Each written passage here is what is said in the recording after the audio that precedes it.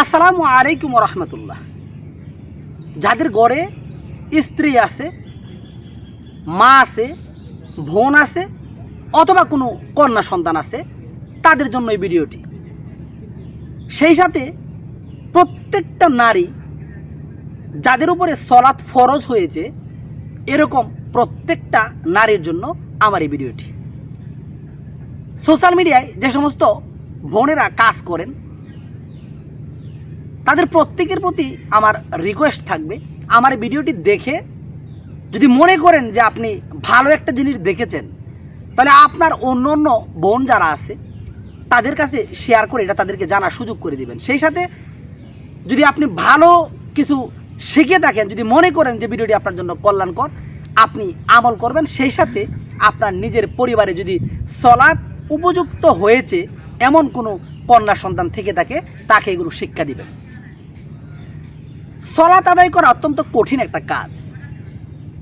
বৃষ্টির দিনে মসজিদে যাওয়া অথবা প্রচণ্ড শীতের মধ্যে যে সমস্ত মায়েরা নামাজ পড়ে থাকেন, পানিতে ধরে উজু করা অত্যন্ত কষ্টকর।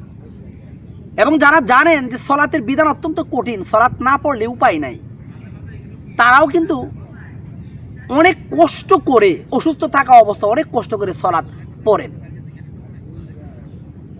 তো আপনি একজন বোন, ধরুন আপনি একজন মা, অথবা আপনি কারো একজন স্ত্রী, অথবা কারো একজন সন্তান, কন্যা সন্তান, আপনি এত কষ্ট করে সলাত আদায় করেন, এত কষ্ট করে নামাজ পড়েন। আপনি যখন থেকে ওদের বুঝতে পেরেছেন যে সলাত আপনার উপর ফরজ হয়েছে, ঠিক তখন থেকে নিয়ে আপনি মৃত্যুর আগ পর্যন্ত নিয়মিত সলাত আদায় করেছেন আল্লাহর খুশির জন্য। আপনি শারীরিক কোনো অসুস্থতা ছাড়া অথবা বিশেষ কোনো বিষয় ছাড়া আপনি কখনো সলাত ত্যাগ করেননি, সবসময় আপনি সলাত আদায় করেছেন। আপনি মৃত্যুর পর যদি আল্লাহ সুবহানাহু ওয়া তাআলার কাছে একজন বেনামাজি নারী হিসেবে যদি আপনার উঠা লাগে, আপনার কেমন কষ্ট লাগবে। অত্যন্ত দুঃখজনক কথা কিন্তু এটা, এবং খুবই গুরুত্বপূর্ণ। যদি এমন হয় যে আপনি সারা জীবন মরণের আগ পর্যন্ত অনেক কষ্ট করে সলাত আদায় করলেন, কখনো কোনোদিন শারীরিক অসুস্থতা ব্যতি রেখে আপনি সলাত কখনোই কাজা করেন নাই, কিন্তু আল্লাহর কাছে উঠলেন একজন বেনামাজি অবস্থায়, তাহলে আপনার কষ্টের কি কোনো শেষ থাকবে? থাকবে না। এজন্যই বলেছি এই ভিডিওটি অত্যন্ত গুরুত্বপূর্ণ। একজন নারীর জন্য, একজন নারী মানুষের জন্য সলাতের মধ্যে যখন সে নামাজে দাঁড়ায়, সলাতে সে যখন দাঁড়ায়, তার জন্য পায়ের তলি থেকে নিয়ে মাথার চুল পর্যন্ত পুরো শরীর আপাদমস্তক তার জন্য সতর। আমরা যারা সলাত আদায় করি, আমরা কিন্তু সবাই জানি যে সলাতের বাহিরে এবং ভিতরে আরকান আহকাম 13টা ফরজ আছে। তার মধ্যে সলাতের ভিতরে একটা ফরজ আছে, সেটা হচ্ছে সতর ডাকা। আল্লাহর কোনো বান্দা যদি, সেটা পুরুষের ক্ষেত্রে হোক নারীর ক্ষেত্রে হোক, আল্লাহর কোনো বান্দা যদি একটা ফরজ যদি সে ত্যাগ করে, সলাতের বাহিরে বাহিরে এবং ভিতরে যে 13 ফরজ, এর মধ্যে যদি একটা ফরজ যদি তার ত্যাগ হয়ে যায়, তার সলাত বাতিল, নতুন করে তাকে আবার সলাত পড়তে হবে। এখন সলাতের ভিতরে যে ফরজগুলো আছে তার মধ্যে একটা হচ্ছে সতর ডাকা। এখন একজন নারীর জন্য সতর কি? 2 চোখ, ঠোঁট, নাক, 2 গাল, এই যে এই অংশটুকু, হাতের এই যে গিটটা আছে, এই গিটটা থেকে এই পর্যন্ত, এই যে এই পর্যন্ত, আর পায়ের তলি, এই 3 অংশ ব্যতীত তার পুরো শরীর ডেকে তাকে সলাত আদায় করতে হবে। এখন কোনো মা অথবা কোনো একজন বোন গাফলতি করে সে এমন একটা ওড়না নিয়ে নামাজে দাঁড়িয়েছে, রুকু সেজদা করার সময় ফ্যানের বাতাসে অথবা যে কোনো একটা অবস্থায় হাতের থেকে এটা খুলে গেছে, এই অংশটুকু তার দেখা যাচ্ছে, তার সলাৎ কিন্তু বাতিল, কারণ তার ফরজ কিন্তু ছুটে গেছে, সতর খুলে গেছে। একবার অনেক সুন্দর করে হিজাব পরেছে, হিজাবের এই যে এই পাশ দিয়ে 2টা বা 3টা বা একটা চুল বের হয়ে গেছে, তার সলাৎ কিন্তু বাতিল। কোন একজন বোন তাড়াহুড়া করে অথবা কোনো মা তাড়াহুড়া করে শাড়ি ব্লাউজ পরে সে নামাজে দাঁড়িয়ে গেছে, রুকু সেজদা করার সময় তার পেট দেখা যাচ্ছে, তার সলাৎ কিন্তু বাতিল। এখন দেখেন কত কষ্টকর একটা বিষয়। আপনি যখন থেকে আপনার উপরে সলাৎ ফরজ হয়েছে ঠিক তখন থেকে নিয়ে আপনি আপনার মৃত্যুর আগ পর্যন্ত সারা জীবন আপনি সলাৎ আদায় করলেন, কিন্তু আল্লাহ সুবহানাহু ওয়া তাআলার কাছে আপনি একজন বেনামাজি নারী হিসেবে উঠলেন। কতই না কষ্ট। একটা কথা খুব ভালো করে মাথায় রাখবেন, একজন নারীর জন্য তার পায়ের তলি থেকে নিয়ে মাথার চুল পর্যন্ত পুরো শরীর হচ্ছে সতর।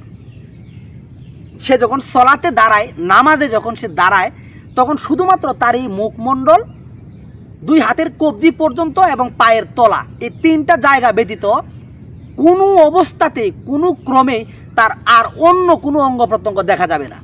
বললাম না, যদি সে সুন্দর করে হিজাব পরে, হিজাবের ভিতর দিয়ে যদি একটা চুলও যদি বের হয়ে যায় তবু তার সলাৎ বাতিল। সে নতুন করে সলাতে আবার দাঁড়াতে হবে। কত কষ্টকর বিষয়। এখন আপনি এই জিনিসগুলো জানেন না, অথবা আপনার বাবা আপনাকে শিখায় নাই, অথবা আপনার স্বামী এগুলো জানে না, সে আপনাকে এই অবস্থায় দেখতেছে, আপনাকে সে শিখায় নাই, অথবা আপনি নিজে এগুলো জানেন না, জানার চেষ্টাও করেন নাই। আপনি সারা জীবন এভাবেই সলাৎ আদায় করে গেলেন। আপনি আল্লাহর কাছে একজন বেনামাজি হয়ে আপনাকে উঠতে হবে। প্রিয় বোন আমার, তাহলে একবার চিন্তা করে দেখুন কত গুরুত্বপূর্ণ এই কথাগুলো। আপনি হয়তো জানতেন না, এই জন্য এভাবে পড়ছেন, কিন্তু এখন তো জেনে গেলেন। আপনার চোখের সামনে, অথবা আপনার এরকম অনেক আত্মীয় স্বজন, বোন আছে, বান্ধবী আছে, আপনার মা আছে, অথবা আপনার ভাবি আছে, বা ঘরের মধ্যে এরকম নারীরা আছে যারা সলাত আদায় করে।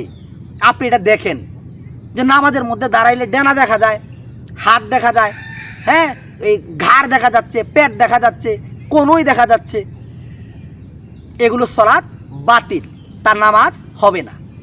সে যদি এভাবে সারা জীবন যদি সলাত আদায় করে, তারপরেও সে আল্লাহর কাছে একজন বেনামাজি হয়ে উঠবে। কারণ সলাতের ভিতরে যে ফরজ, এ ফরজ তার ছুটে গেছে। তো আমি বিশ্বাস করি আমার এই ভিডিওটি যে বোন অথবা যে ভাই দেখতেছেন, অবশ্যই বুঝতে পারতেছেন কতটা গুরুত্বপূর্ণ এই ভিডিওটি। যার ঘরে বোন আছে, মা আছে, অথবা স্ত্রী আছে, অথবা কন্যা সন্তান আছে, যার উপরে সলাৎ ফরজ হয়েছে, আপনি যদি দেখেন যে সে এভাবে সলাৎ পড়তেছে, সলাৎ পড়া অবস্থায় তার হাত দেখা যাচ্ছে, মাথার চুল দেখা যাচ্ছে, তাহলে তাকে বলবেন এভাবে সারা জীবন নামাজ পড়লেও আল্লাহর কাছে বেনামাজি হয়ে উঠতে হবে।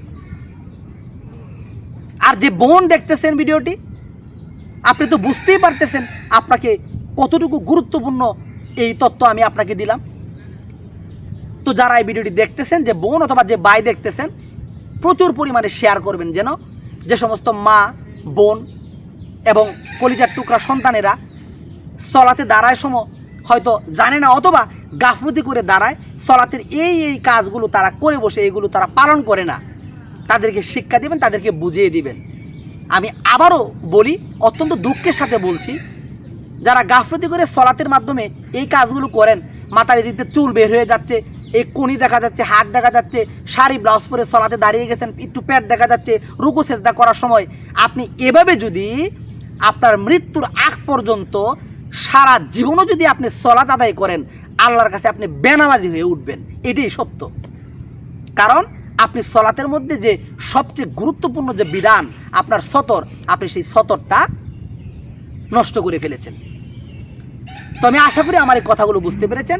ভিডিওটি প্রচুর পরিমাণে শেয়ার করে অন্যকে দেখার সুযোগ করে দেন। সেই সাথে যদি আপনার ঘরের মধ্যে যদি এমন কোনো বোন, এমন কোনো ভাই অথবা এমন কোনো মা এভাবে যদি সলাৎ পড়ে, তাকে সুন্দর করে বুঝিয়ে দেন, তাকে ভালো করে বুঝিয়ে দেন যে মা এভাবে পড়তে হবে, অথবা বোন এভাবে পড়তে হবে, অথবা মেয়ে হলে যে মামুনি এভাবে সলাৎ আদায় করতে হবে। আজ এই পর্যন্তই। আসসালামু আলাইকুম ওয়া রাহমাতুল্লাহ।